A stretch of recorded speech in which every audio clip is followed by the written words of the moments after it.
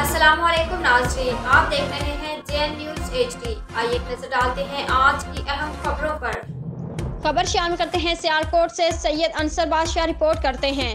Sialkot senior مرکزی رہنما تحریک انصاف سابقہ وفاقی وزیر ڈاکٹر فردوس عاشق اوان کی والدہ کلیل علالت کے بعد پمز ہسپتال اسلام آباد میں انتقال کر گئی تھی، جن کا نماز جنازہ ان کے آبائی گاؤں کوبے چک سیالکوٹ میں ادا کی گئی۔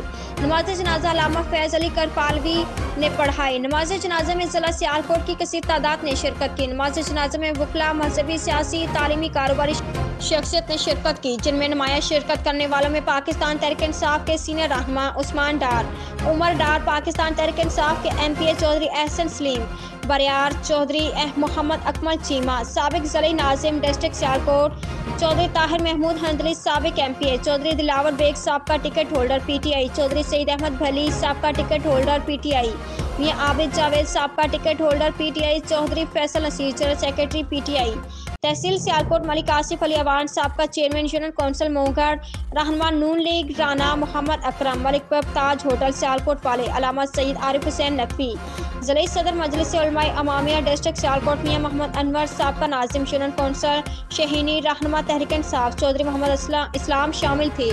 نماز جنازہ میں ہزاروں لوگوں نے شرکت کی اور مرحومہ کی مغفرت کے لیے اللہ تعالیٰ کے حضور دعا کی۔